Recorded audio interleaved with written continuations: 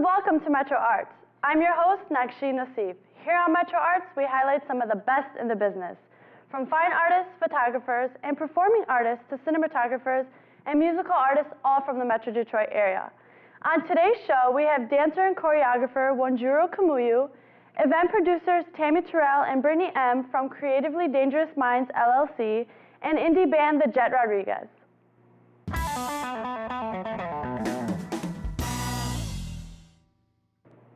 We'd like to welcome dancer Wanjiru Kamuyu to the Midtown studio. Thank you for joining us today. Thank you for having me. Anytime.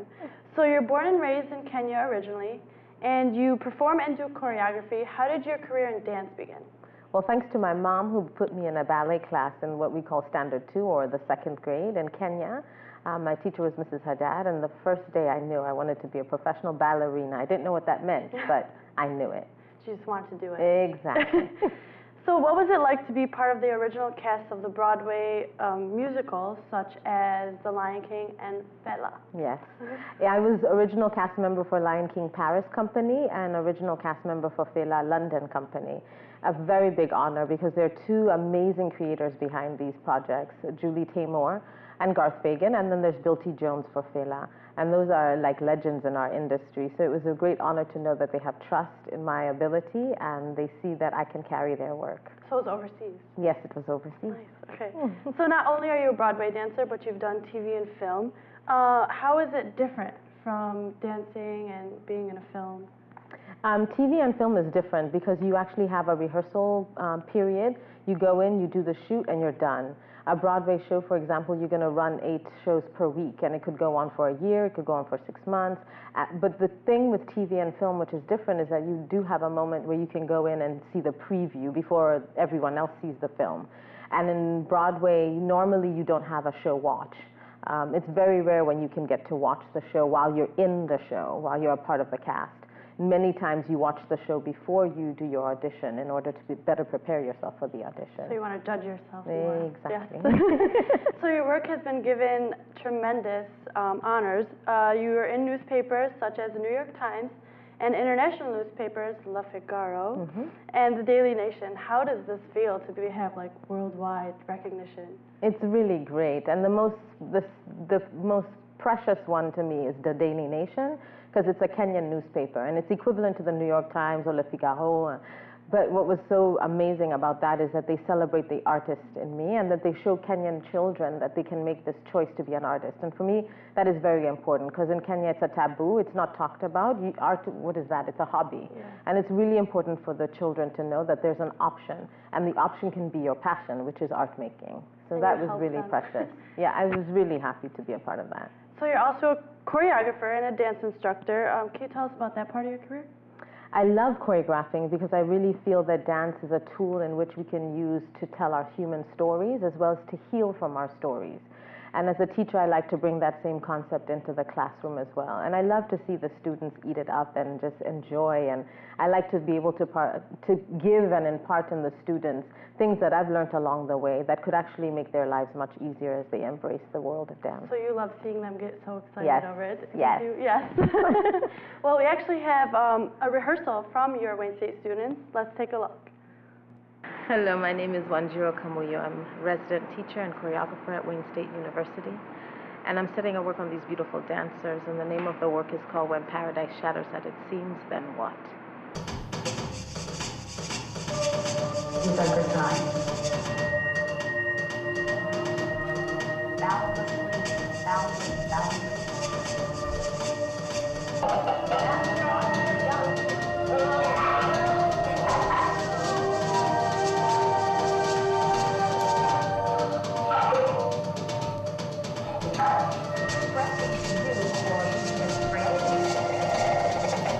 Glory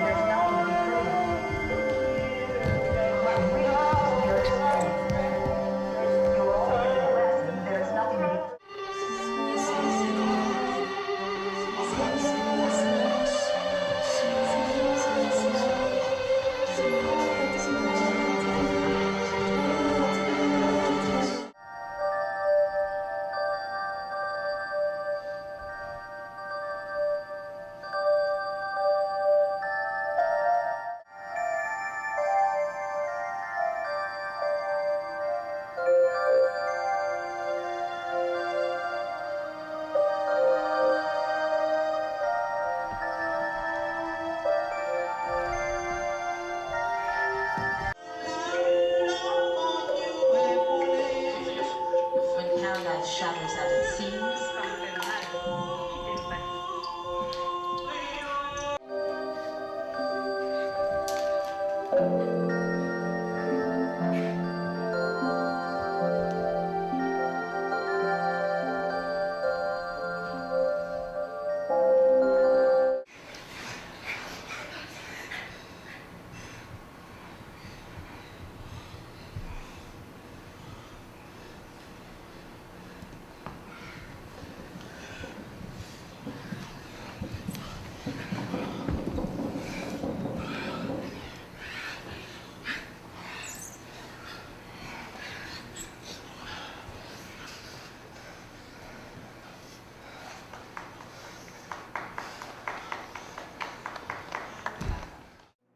I can see the passion in the students' eyes. Can you tell me how it feels when you watch this? It's quite elating, it's quite moving.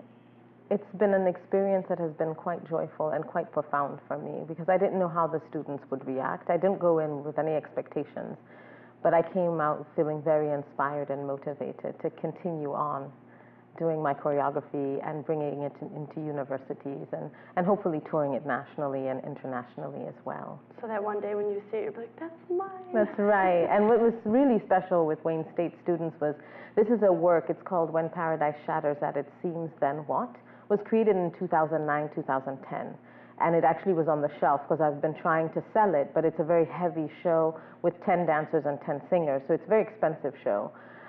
So it's been shelved for a while, and so for the first time it's actually coming back to life. So they're bringing life to a project that's really actually very personal to me, that I created during a very heavy period during my life. So I'm really, really pleased to be. That's amazing. So what type of projects are you currently working on this year? I'm currently working on residencies in universities. I'm going to be working on a solo that'll be an evening length work that I hopefully will be able to tour because it'll be less expensive because there'll be less dancers involved. So I'm very excited to explore that territory and to be able to perform in my own work as well. So you want to go global? I do want to go global. And I do design jewelry, so I will be launching my jewelry line as well. Amazing. Yeah. You're just all over. Yeah. So where can one find you if they want to reach you? They can find me at wkacollective.com. That's my website. So. Facebook, Twitter? No, I'm not a big Facebook, Twitter person, but they can find me at my website. I do have a Facebook, but it's not really about my company. It's more my personal Facebook. Okay. And then the performance at Wayne State University will be March 8th through the 9th at the Bondell Theater. And so the public can go out and see what has been created in totality. Thank you so much. It's been a pleasure having you. Thank you. Anytime. Thank and you. You're watching MetroArts on Detroit Public Television.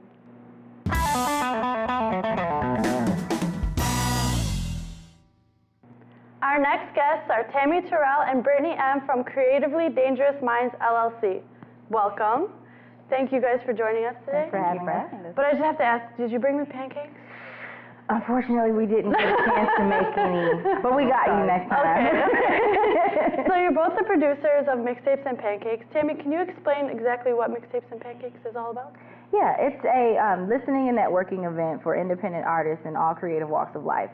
In a nutshell, it's basically just a melting pot for all independent artists or creative people in general, and even supporters of those who do anything independent. It started off as something that allowed for people to come display their music, art, and of course indulge in unlimited amounts of pancakes.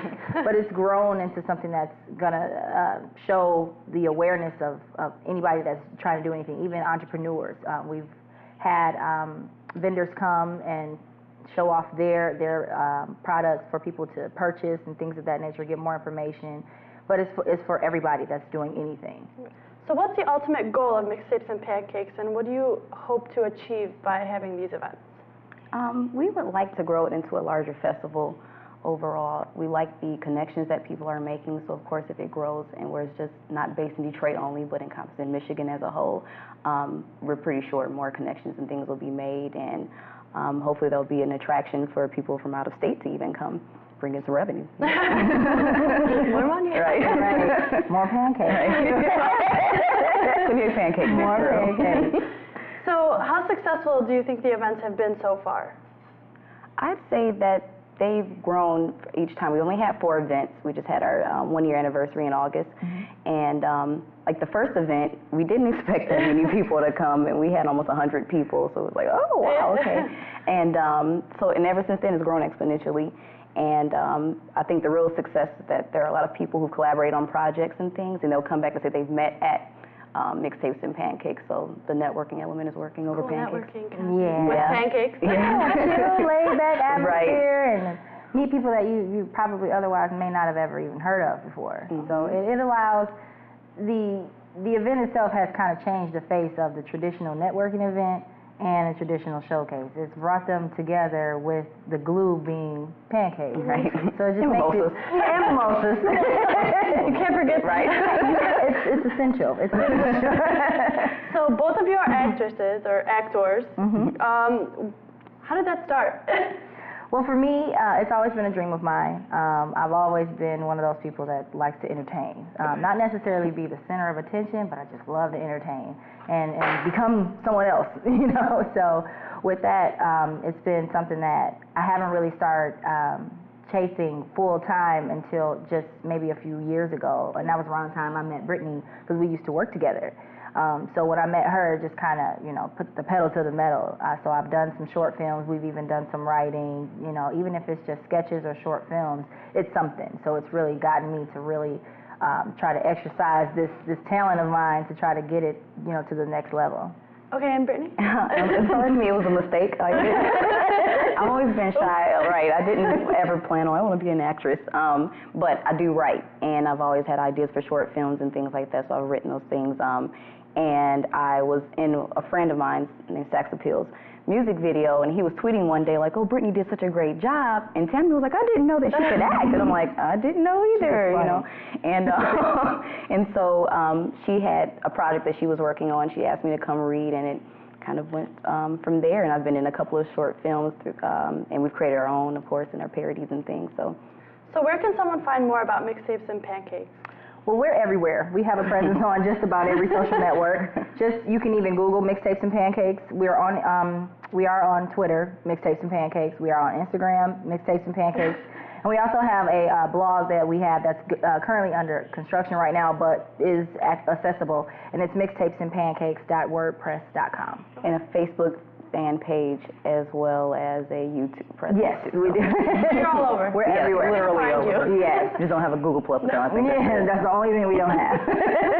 Well, thank you guys so much for joining us. Thank you. All right, thank you. And you're watching MetroArts on Detroit Public Television. I'm Taylor Fernandez. You'll hear musicians from all around the Detroit area when you watch MetroArts on Detroit Public Television.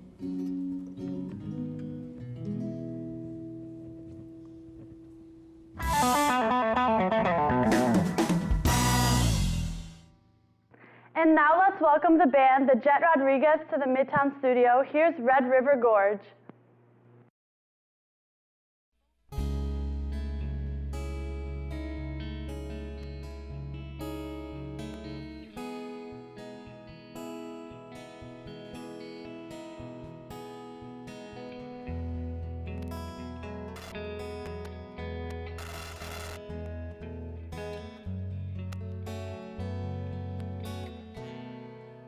Pretending to live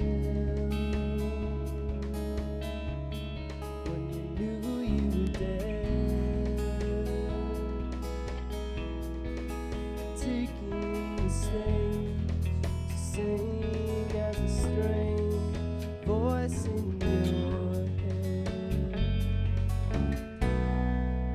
Whatever came back as a billowing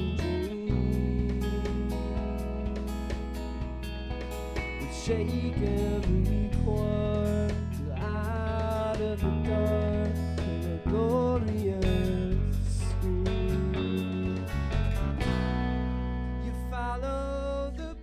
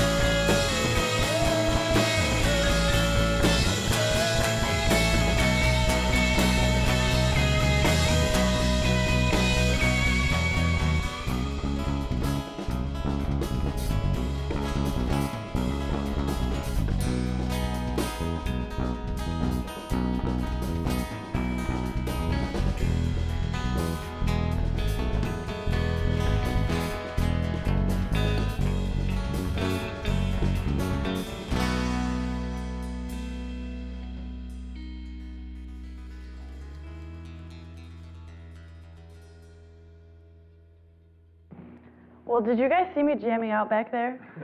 Yes. Well, anyways, you guys have the name Jet Rodriguez. Can you tell me how that came to be the name of your band? Well, we were discussing band names with some friends, and we all enjoy the movie The Sandlot. So the main character is Benny the Jet Rodriguez. So that's where it stemmed from. So watching movies, create names. Yeah. So how do you guys create your songs? Well, we come together as a collective and just work things out. We like to just hang out, go outdoors, and pull ideas out of nowhere. I don't know. And Just when you're chilling, hanging out, you come up with songs. It's just hanging out with friends, pretty much. Okay, so who inspires you guys the most to be the best you can? We're definitely inspired by many classic artists and modern artists. I'd like to say that we're influenced by artists like Jefferson Airplane, Neil Young, a lot of the late 60s, early 70s psychedelic bands, hard rock bands.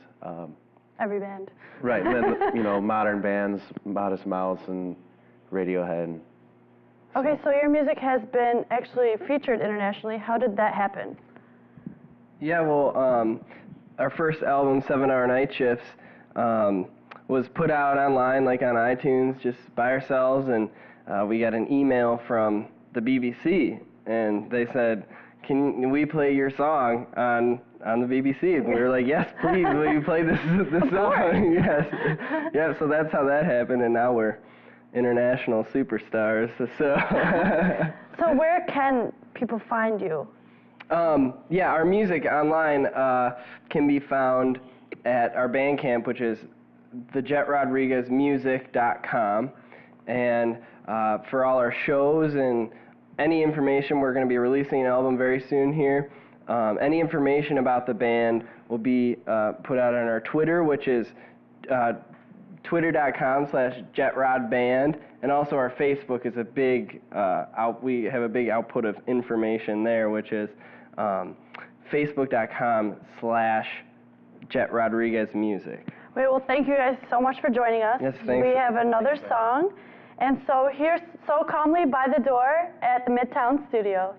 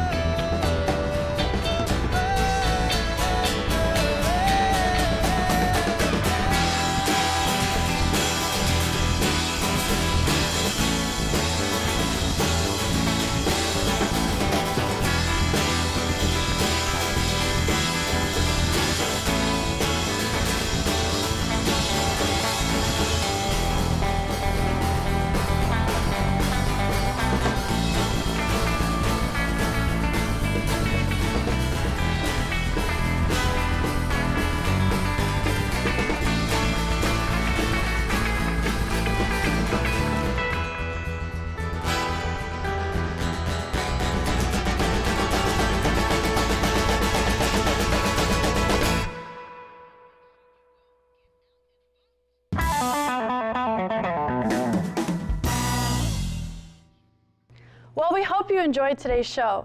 I'd like to thank our guests, Wanjiru Kamuyu, Tami Terrell, Brittany M., and the band The Jet Rodriguez for joining us today. I'm your host on MetroArts, Naksheen Nassif, reminding you that art is an international language we can all support.